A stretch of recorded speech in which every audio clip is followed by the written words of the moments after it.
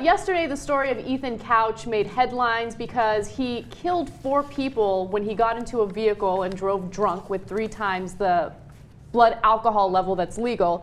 And he's 16 years old, so he shouldn't have been drinking and driving anyway. Well, it turns out that he only got 10 years of probation instead of a 20-year prison sentence that prosecutors were looking for. And part of the defense was that he had something known as affluenza. He was so wealthy, and he never had to face any consequences as a result of that, so he was unable to connect his actions to consequences. So we should let him off easy. People were enraged about this, understandably so, and there was a psychologist who went up to the stand and testified in favor of Couch, and he was the one who used the word affluenza. So Anderson Cooper invited him on his program to kind of explain himself, and let's watch the first video where Anderson Cooper kind of came down harsh on him. Take a look. This same judge sentenced a 14-year-old, not affluent African-American child, young man, who killed 1 person after punching that person and they fell down and hit their head. This judge sent that 14-year-old to the Texas Juvenile Justice Department for 10 years. And that kid is going to be in there till they're 19 years old. And if they violate their rehab program while they're in there, they may go to the adult justice system. So why is that okay for a 14-year-old poor kid, but for a 16-year-old well-off kid, they get to go have equine therapy? Does that seem fair? There actually are black people who have money, Anderson. I don't know why you continue to make this a racial thing there. Well, because I'm not saying that black people don't have money. I treat all races. That was a terrible answer. That was like the worst possible answer he could give. Yeah, well, there is no good answer. So, I mean, what are you going to say? Like, oh, yeah, well, the black kid had it coming, or whatever, the poor kid. Does, you know, look, is race a factor from time to time in America when, you know, in our justice system? Yeah. Yeah, I mean, look, I know people want to deny it. They want to deny it, right? But we've shown 1.5 million cases on this show alone, right? And then they get mad at us for showing them the facts, right? I think it has to do with race, and to a much larger extent, it has to do with socioeconomic status. If someone has the wealth and the power to appeal or to cause some trouble when it comes to the sentencing, well, the judge might think twice about coming down with a really harsh sentence. If it's someone with a lower, or you know, in not a great socioeconomic status, then the judge probably thinks, even if it's subconsciously, all right, the law should come down harder on this person. It's just the type of lawyer you can afford. Yeah, that's a huge comes factor. Down to that. Absolutely. I mean, it's the 2 tiers of the justice system. There are 2 justice systems in America, one for the rich and one for the 99%, one for the rest of us. Okay, so let's talk about that for a second, though, because regardless of who the lawyer is, the judge should have laughed at that defense. As a judge, as soon as a psychologist says, oh, he suffers from affluenza, guilty, guilty. Like, no, that's not. Certain the jury would giggle, at least. I know. It's kind of incredible that someone can successfully use that as a defense. So my overall point is, I don't know anything about that judge. I would be surprised, even after this fact pattern, if she turned out to be some sort of vicious racist and like hates black people and loves white people and wants to get. I'd be really, really surprised, right? I think far more likely is she sees that kid and thinks there, but for the grace of God, goes my kid, right? So I know a lot, you know, I know kids like that. She sees the black kid and she doesn't think that. It's not necessarily coming from a malicious place, it's not right? even intentional. Yeah, I don't think she even recognizes it. But she, because of a lot of the things we have in society, about not just black kids, more importantly, poor kids. Like, they're dangerous. Well, you know how they are, right? And so, and so the rich kids aren't dangerous. Of course they're not dangerous. That was a mistake. That was an aberration. Whereas poor kids are dangerous, right? They come from bad areas where there's a lot of crime. So it's expected that that kid would punch someone, of course. Well, if you're going to punch someone, you might. But wait a minute, I would far more expect that if I was driving drunk at 3 times the alcohol level that's allowed, that I would kill someone than if I just punched them as a 14-year-old. So you can't, there's no explanation that justifies the other kid getting 10 years. It's not necessarily malicious, but you see this racism in our justice system again and again. You know, I happen to have the numbers on drugs. You know, with drugs, the black community is 13% of the population. They're also 13% of drug users, and they get arrested 38% of the time and 60% of the time convicted. More than white people, and it's because there's 60% of convictions, which is because they're black. I mean, it's a racist system, and you see it with the death penalty. The #1 determinant in whether a murderer gets the death penalty is race of the victim. because somewhere deep down, killing a black person not that big a deal, but you kill a white person, now you've harmed society. I mean, anytime you see HLN or some other news network talking about some terrible story about a kid that's missing, how often do you hear stories about black kids that are missing? Yeah. You don't. You never do, because that doesn't do so well with ratings, does it? No. There's a cute little white kid missing and everyone goes crazy over it. Clearly it's because black kids are just way smarter. And so if someone pulls up in a van with a lollipop, they're like, hell no.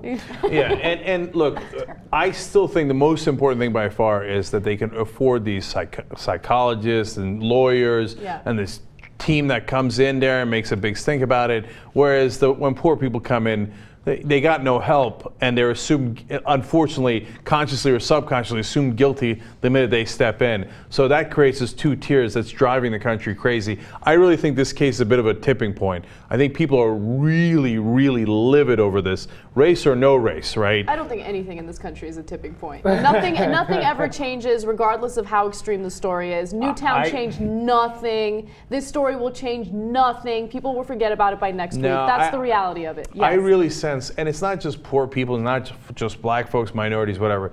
I sense the middle class. I've seen, and you know, I could be wrong, but my sense of what I saw online today was there was this palpable anger from the middle class. Like, why do they get away with everything and we bear the brunt of everything? Well, and Anna, there's at least a chance when the middle class is angry.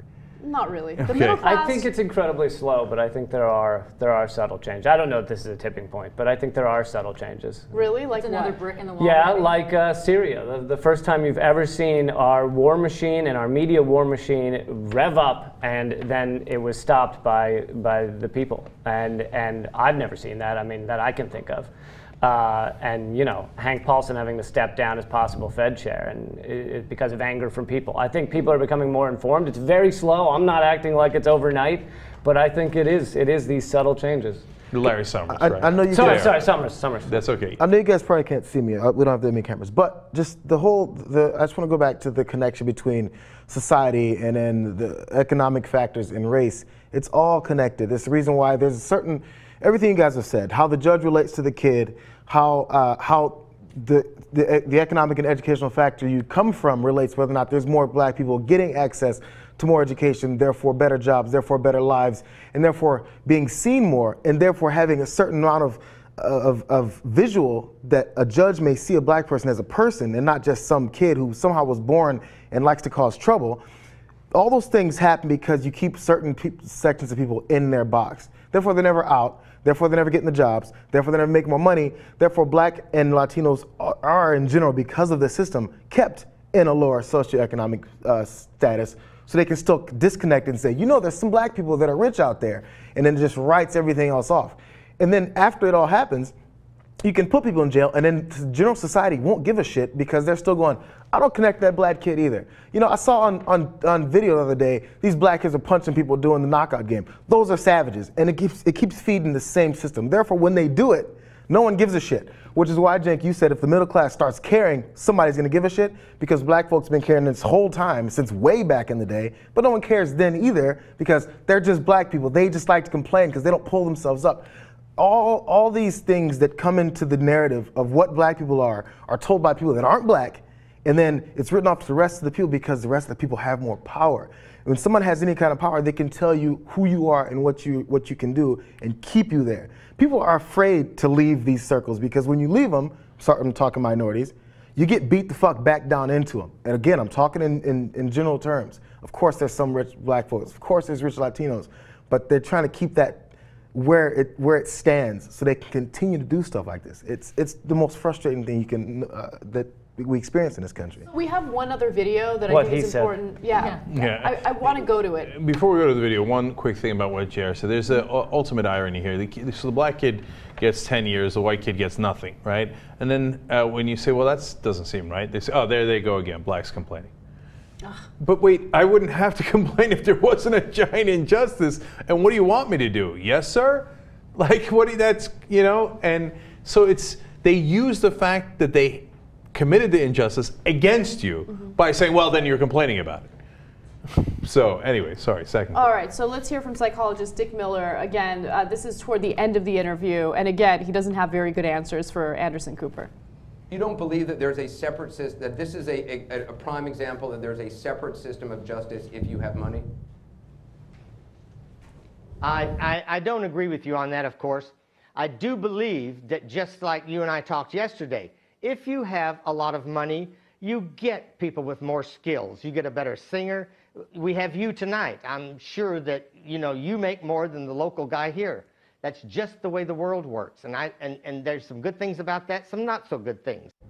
Except that that's not what the Constitution says. Equal justice, equal protection before the law. I thought justice was supposed to be blind, but That apparently too. she's supposed to take a peek. Like, wait, say, How much that's money you really got? rich. You have skills. You have skills. Are Therefore, we you're allowed to different. use this defense as a country? Because we're a richer country and we have more rich people, so can we be like, bombing Iraq, WMD, affluenza? We didn't know. We didn't know. We don't even attempt to have a defense. Like, we don't even care. But that's actually somewhat true, Yeah. right? That is Because what they're we do. like, because we don't know the consequences of our actions because there never is any consequences, right? And then one time when there was a consequence, and if you say it's a consequence, people lose their mind, was 9/11, right?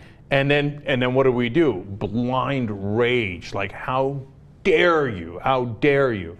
And I was enraged too, but it was such a blind rage that we wound up hitting the wrong guys. But that's okay because we have affluenza. So we're the drunk driver, and when we yeah. run people over, we're like, how dare you get in front of the truck? Yeah. Why Well, did I you mean, jump in front of my truck? yeah, Bush being the drunk driver for 8 years is a very good analogy.